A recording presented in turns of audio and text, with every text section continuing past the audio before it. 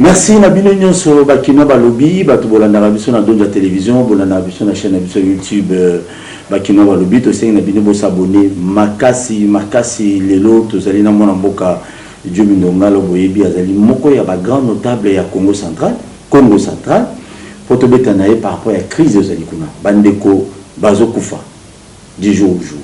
Lelo lisusu nde tozo tourner lelo mokolo vendredi na tongo boye kuna na mata des agi toujours oyina pour crise ici là mais mon ancien il faut pas kanga yoto ba kanga été ou ba notable nous il faut pas sangana pour voir la solution nous peut être le gouverneur ozali kuna à tout azana simane mon ancien nous ne comprenons pas donc ba to ba kufa les politiciens ba régner est-ce que c'est normal? Président, bonjour Ndekonangai. Bonne santé. Santé kama malam. Monsieur c'est qui la coronavirus? Mboka eza penzana esika ya pasi.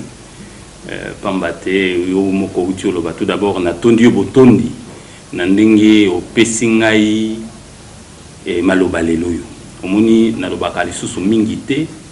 Soki na lingi na loba sikoyo c'est que situation eza ka moi ya pasi. Potokoki jamais kolinga bandeko na biso bakufa.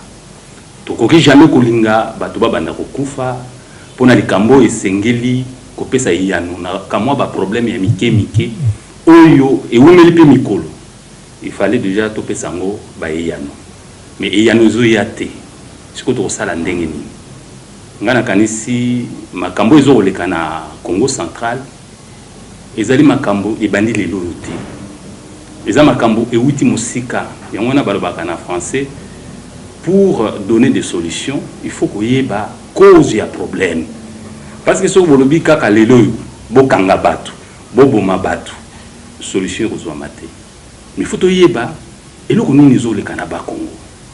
Et pourquoi les lois batu comme côté lema? Ngai na kolba ko tezana ngo problème ya ndemo na tsemité. Bien sûr, il y a des reflets. Il y a eloko oyo batu bazali kolinga isalema. Biso tokoki jamais tolérer to séparer ba congolais. Mutu nyonso esengeli place ya azali azala na kimia ya kovanda na esika nyonso eza na kati ya Congo. Mais soki esika mutu oyo avandi eza na ba problème na kati ya libota. Ba problème wana ekomemake na bato ba uti musika bakoti na kati ya ba problème. Alors yango wana biso to sengeli koluka eyano ya solo. Topé sa solution moko profonde parce que le problème est profond. Problème où tous en amour lelo et outi musika et outi depuis époque où l'ancien président Kabila Azaki na pouvoir. Problème est bandi na période où on yaki kokoma makasi. Problème est outi musika. So botali bien na régime ya Kabila ba leader o bakangama ki mingi ezalaki ba leader ya Bakongo. Donc il y a Congo Central. Mais autant rapidement donc pour na ba Congolais ba comprendre il y a province ya Congo Central et outi musika pe ezali profond. Soko botali ancien président Kabila akangaki ba Congo mingi. Akangaki ba leader ya ba Congo mingi. Akangi Roi Mizele Ouazali moko ya Bakongo Ouazali pe notable abima déjà na moment où toujours ba basi ba binisi akangi Dieu Bindongala ngai moko pona ba raison moko ya lokuta ba kosi makambo pourvu que kaka ba anéantir propulsion ya leadership ya Congo Central ba yeko kanga ne mwanda nseni ba yeko kanga ba adepte belé, ba militant ya belé, ya démocratie chrétienne na ya ndemwana tse. Pour batu ba yibakate ba militant ya démocratie chrétienne ba kangama kana ngai bazaka na makala. Ba bimate kayo mom to bima. Te basi ba bima. Basi ba bima. Mais mususu ti lelo bazana no kati ya prison. Tozo féliciter président Félix Antoine Tshisekedi. Yende mutaye ko sala ke ba leader ya ba Congo bazala libéré. Bon, toti que la etango pour le problème est dans le Congo, et ça a un problème de liberté. Le problème est dans le Congo, et ça que mbongo ya province ya Bas Congo, et ça comme même butu batu bateau sur bazomona ke mbongo ekei. Entre-temps, ils ont bas Congo, ils ont à Kinshasa, au vu et aussi de tout le monde. Donc, ils ont une banque centrale. Ils ont une poche à battre. Tilelo. Et battre, on peut bailler bani. Au bazo soit bon, ils ont un bas Congo. Entre-temps, la population a zana passe. Misère. Bazo mon corruption est belée. Alors, dans le moment où tu as problème, où ils ont les sommet à l'État, tu as un cas, il y a directeur du cabinet à Mukonzi. Monique, Mbongo est belé, ils allaient détourner le sommet à l'État. Mbongo wana, ils ont une poche à battre. Entre-temps, na base du kuna, parce que Mbongo est à Kinshasa. Et puis, tu as ce problème, il y a confinement. Confinement, oyo, et isolé Kinshasa, ils se sentir un peu abandonnés à eux-mêmes. Si vous avez la province oyo, ils ont des ressources minimes na Congo. Ils allaient province à Congo central, ils allaient province à Katanga, ils allaient Kivu. La province wana ils ont ébullition à un moment oyo. Pour nini? Parce que va se rendre compte que baza abandonné. Or président Félix Antoine Tshisekedi azolingatia mboka oyo zonga état de droit. Ils allaient na kimia population amonate azali ko gouverner malamu pour intérêt à peuple. Alors na yango tozo senga na bato. Botiki la etangu asala musala na yi. Pamba te bomoni ki azolakisa ke alingi lisusu impunité te. Alingi lisusu corruption te.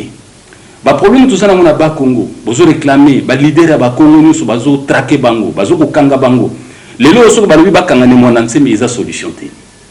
Lelo so ba lobi ba bonga bato ya BDK eza solution te. Mais solution eza na ngoka ka simple. Ba régler ba problème politique na sociaux oyo ezali na province ya Congo central. Problème liboso. Tu dis qu'à exemple, il y a Nzela ya ba Congo. Nzela ya ba Congo ekotsaka ba millions par jour. Et nous tout ko ezoko kota, ezoko bakisa talo na biloko bazwa koteka na Kinshasa. Mais mbongo wana au lieu ça le développement ya province ya ba Congo, mbongo wana ezoko na poche ya batu et batu ba yebi ba vérité. Batu ngo ya cash to batu FCC. Batu yo bazalaki na pouvoir utakala o bazoko contrôler province ya ba Congo. Pour province ya ba Congo ezana maboko nanu ya président Félix Antoine Tshisekedi te. Ezali na FCC. Nandeni. Nandeni que ato azaki mutu ape perdre la minute on dirait za sukuna te azasu na maboko. Mais nous on dirait gouverneur ya Congo central na bino. On dirait comme na ngambu ya non, non. Parce que les fondamentaux, il y a des makambo soto zali na yango. Yé gouverneur wana ba ponaki yé na rang ya batu ya FCC.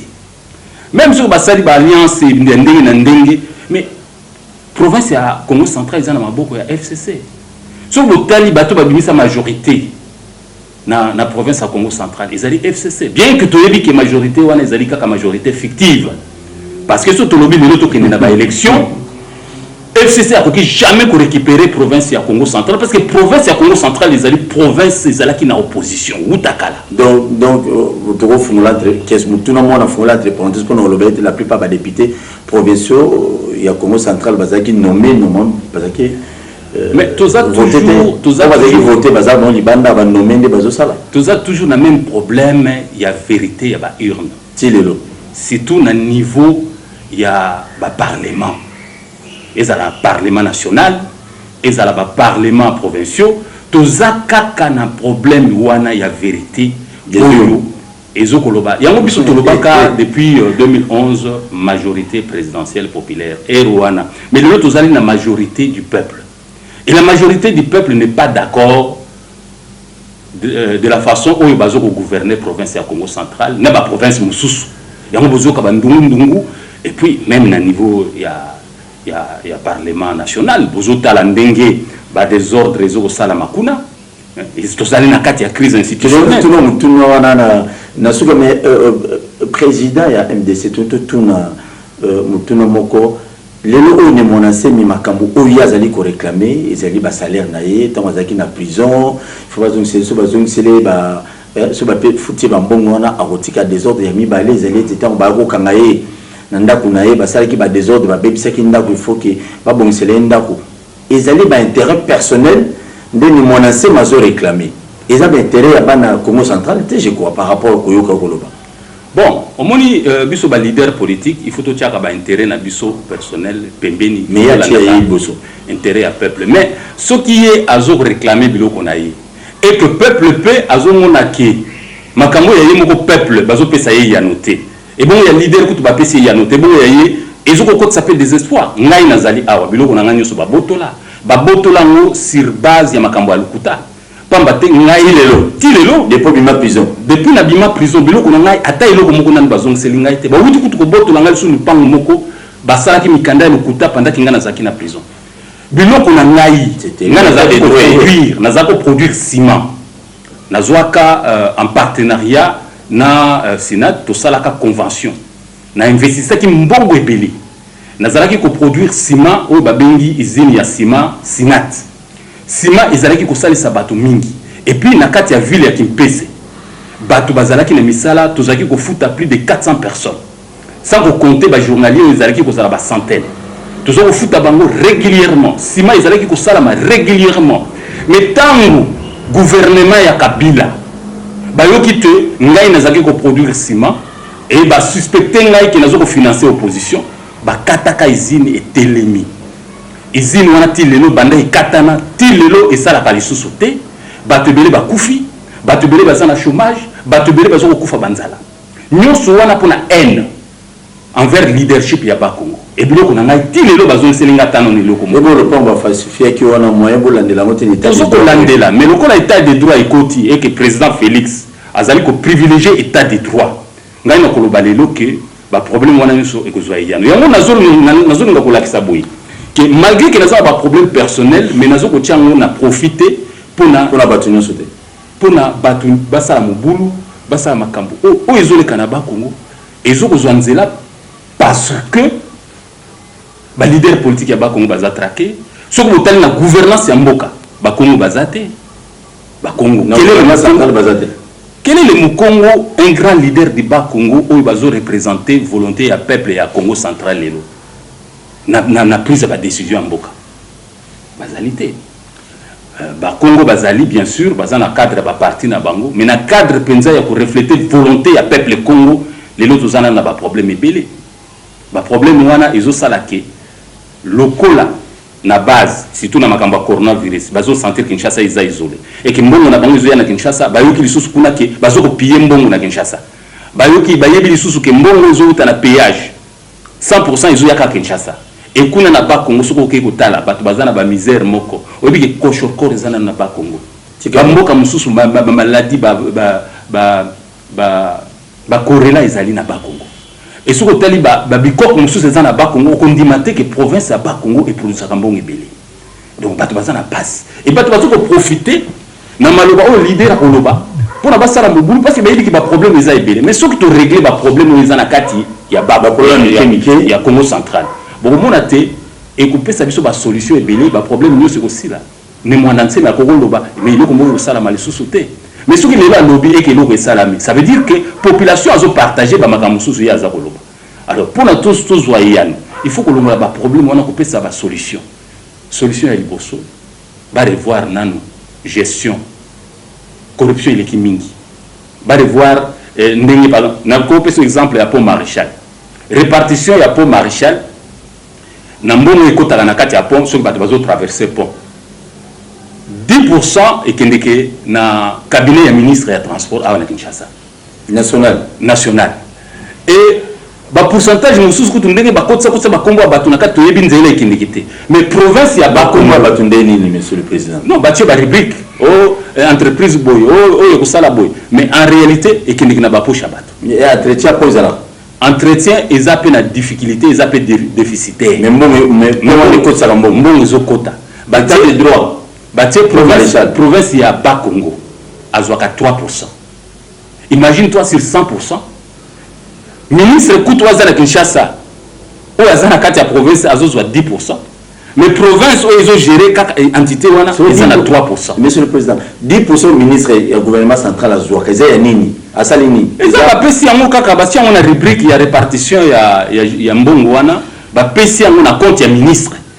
Et na compte il y a province où ils ont géré le la ka moi mbongo na ya cabinet pour le fonctionnement ya cabinet na. OK. Entre-temps gouverneur kuna batie 3%. Donc ozomona ke babiloko wana ezolakisa kamwa déficit ya gestion ya gouvernance ya province. Ozumbongo oyo ekotaka na nzela ya Bakongo. Mbongo wana 100% presque yaka na Kinshasa. Et puis misala yango pe ya nzela ozomona mabulu ekomi belé misala ezola entretien ya malonga ezal susute. Ba accident ekomo sala mamingi na mabulu. Kamino éviter moninga ale bayi batotani. Pona nini population azomona mais bon péage on a bien que toujours le bilango bon péage on est pour entretien nzela je crois non ezalaki au départ batiaki yango pona ba entretenir banzela nyonso ya Bakongo en général et en particulier nzela ya la nationale numéro 1 au Utina Matadi Kinshasa mais nandenge bazoko qui n'a passé composé mbongo wana soki ba mener d'enquête ezana poche ya batu ba memaka mbongo wana butu ya Kinshasa. Alors biloko na nyonso ezosala ki population lokola yebi biloko wana ezokotia na kati ya malaise. Population azo se sentir abandonnée. Lelo bako kangani mwanda nsemi, le problème ne sera pas résolu. Lelo bako ko kanga dio mindongala, le problème ne sera pas résolu. Mais biso to lingi nini to régler problème wana politiquement. To la ndenge konzi ya mboka que état de droit ya zo linga ezo senga ba décision minene. Na moment où tozali ezali moment ya état d'urgence. Ezali moment oyo mokonzi fazwa ma mesure esengeli pour régler problème ya Bakongo. Problème à Congo central ezali problème moko ya passé parce que ceux qui Congo central et Tomboki tous les gens ont difficulté à approvisionnement ya ville à Kinshasa. Yanzela bande de babaré et tout des belé donc ba fufuna ba masango kota ko ekizana problème na maluku na bulu qui na port c'est compliqué. Donc ba problème au Congo central suboy qui t'a kofi. Ba problème au Tozanango ezali ba problème moko ezate tozo makambo la légère et je pense que mokonzi mboka azali kolinga kotonga état de droit. Alors il faut tout aider peuple ezali moment oyo to tomboka nanu te to zela lokola ye moko mokonzi mboka azoko kamata ba dossier nyoso na maboko ayebi ki ba problème ezali to tikela étant aspect sabiso ba solution na problème on tozana na Congo central.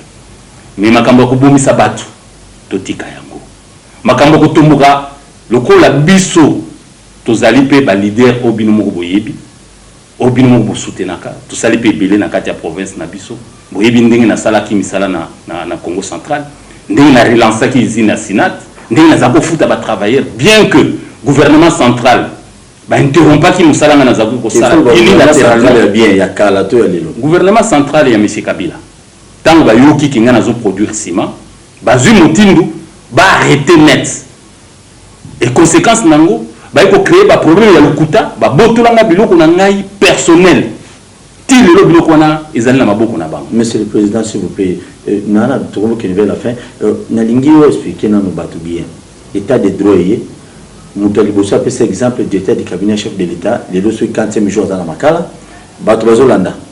Mais pourquoi pas on relancer dossier na yo ndenge lobby régime ya kala ba botolo ki ma pango na yo ba botolo ki ba biloko tout ça pourquoi pas ko zongela makambo wana po bazo ozonga pe na droit na yo.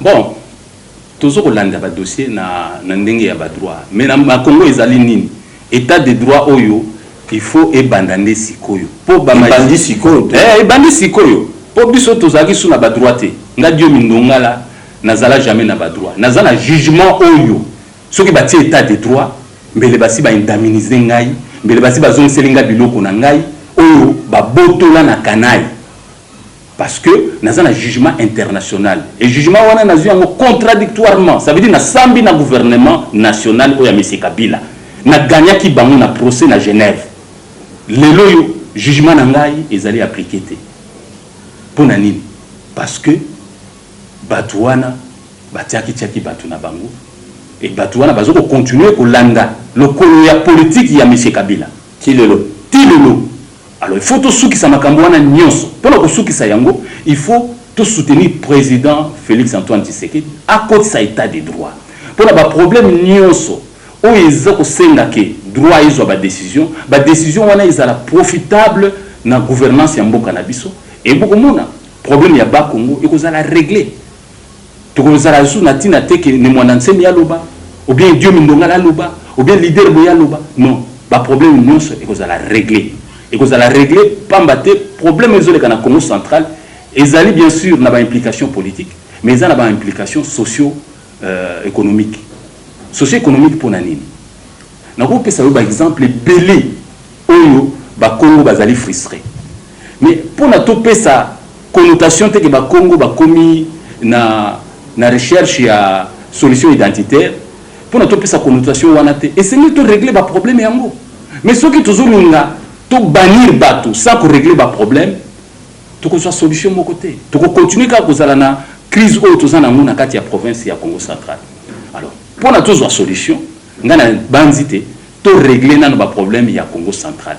Problème ya Congo central bazoko minuka.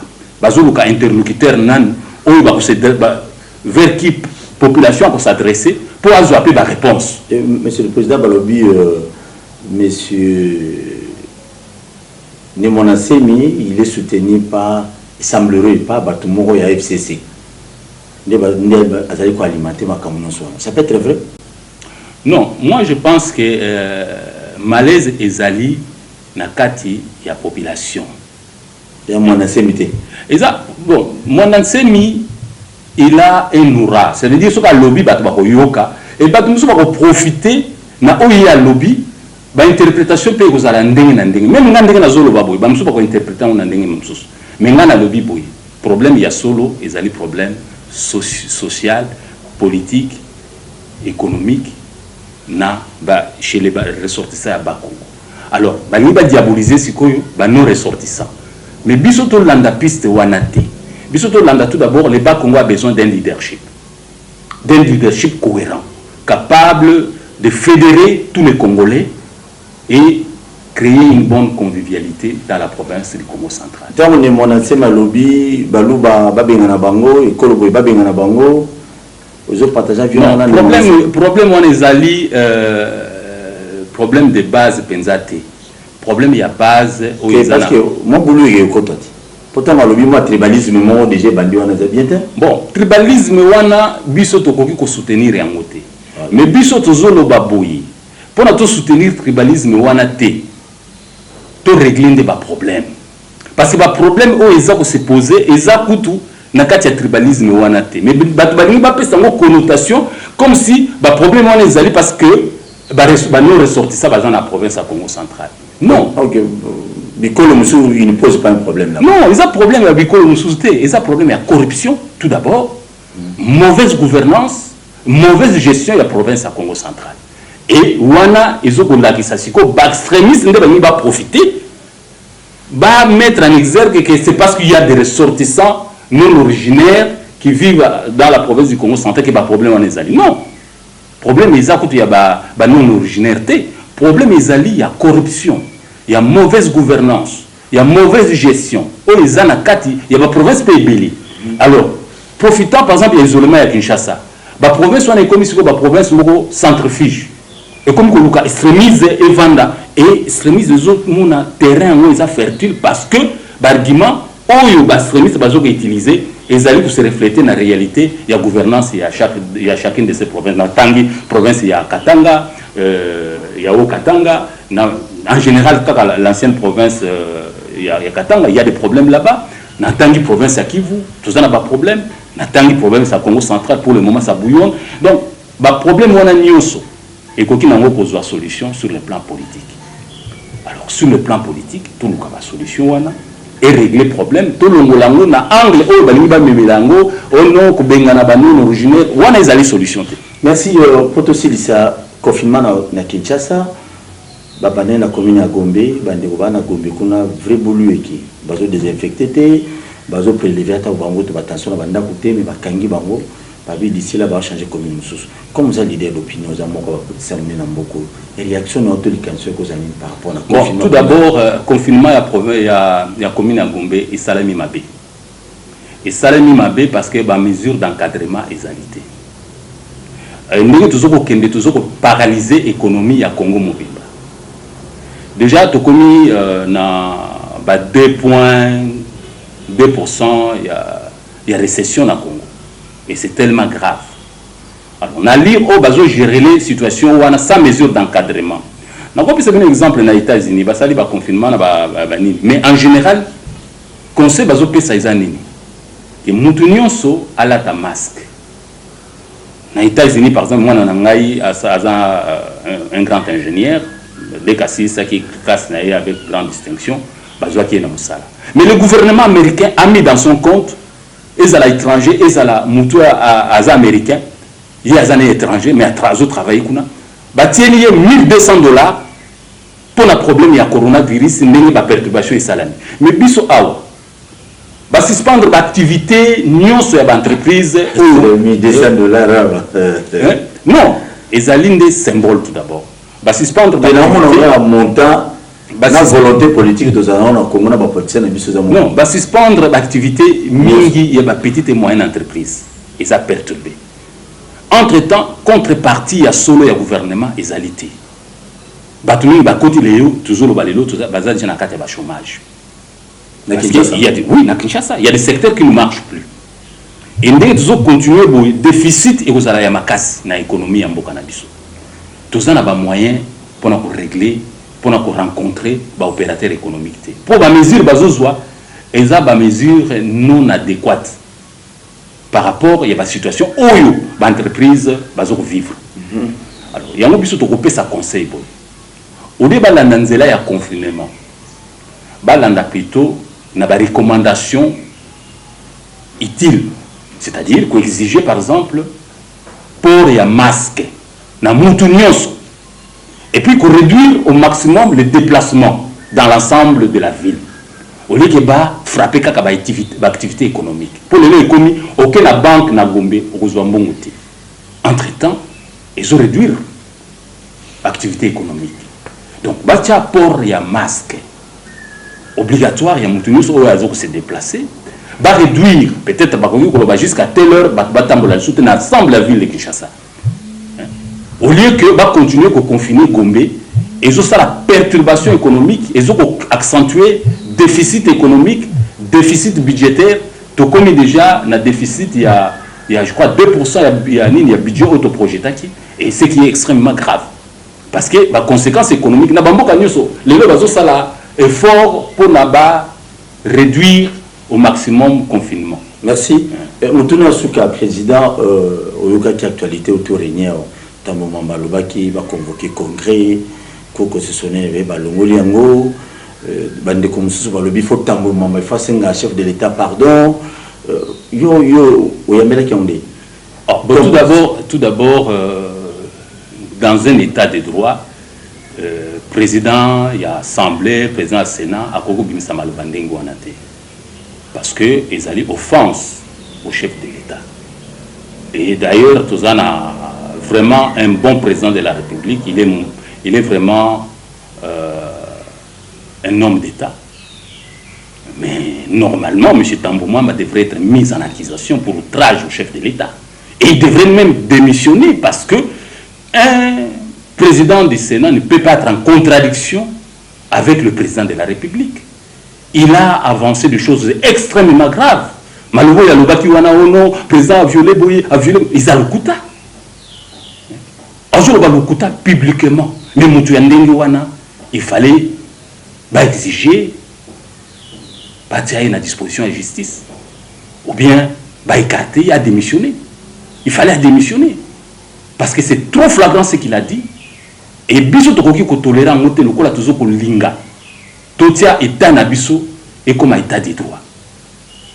Mutu ndengwana, il fallait qu'on tienne à disposition de la justice. Et puis a créé crise institutionnelle. Heureusement, le président de la République est pacifique. Ce qui est là qui présent Moussous. Mais peut-être dans le moment où toujours le bas. Makambo Moussous crise institutionnelle. Alors toujours quoi tirer attention. Na bateau bazali na kata ba institution wana to éviter ko créer une crise institutionnelle na kati ya mboka. Et quoi aboutir na eloko te. Oui quoi non, il faut aboutir na eloko. Parce que sur une crise entre les institutions et s'accentuer, le chef de l'État a des prérogatives, il a les pouvoirs. À côté même kolobake nani kolobango te mena koloba quand même. Oui. À quoi à dissoudre les deux chambres. Oh, bah, FCC, c'est vraiment une dissolution. Oui, mais tout poussé c'est que bango moko bazo sala ba erreur o ezoko tinda mokonzi ya mboka akomati na dissolution. Biso to conseiller en note parce que to lingi makambo ekende pacifiquement. Mais devant l'évidence, ndenge bango bazo meme la crise o to zanango. Et ko ki créer ba conséquences. Alors batika ce qui Tambumamba Azali un homme d'État, il doit démissionner. Il doit démissionner parce qu'il a dit pardon. Oui, s'il s'amende à Sengi Bolim ici, Wana, président de la République, c'est un homme pacifique, c'est un homme. Vous êtes sûr qu'il y a un pardon? Bon, ce qu'a Sengi, mais a tiré ma conséquence. Parce qu'il y a le baki le Kouta. Makambo, il y a le baki, il y a un autre cours constitutionnel à l'objet. Merci beaucoup, Président, pour notre temps. Pour moi, le Loba, pour notre union sur le Congo central, chef de l'État, autour fait la non et maison civile. Vraiment, merci mingi rappeler ngai parce que nasi natinda ki ba condoléances na ngai pa ya famille ya mokonzi mboka, famille ya Tshisekedi. To pesi ba condoléances mingi na famille wana, to pesi ba condoléances mingi na peuple congolais parce que yé azalaki chef ya maison civile ya chef de l'État monseigneur Gérard Mulumba awuti kotika biso ezali mawa mingi parce que ezali papa oyo atikala kana biso ba o ba yebi biso tozali Tshisekediste et à ce titre là toujours partager malheur et frapper famille Tshisekedi to pesi ba condoléances na famille Tshisekedi to pesi ba condoléances na peuple congolais pour na liwa ya papa et na banzi que to kokunda papa na ba honneur nyonso na yango nazo senga na bana ya Congo central buyo kela ngai boyebi ngai malamu nazali mwana na bino nazo senga na bino ba problème na bino to yebi yango botika biso to bundela bino na ndenge mususu po tozwa ba solution oyo kopesa bino kimia ya libela.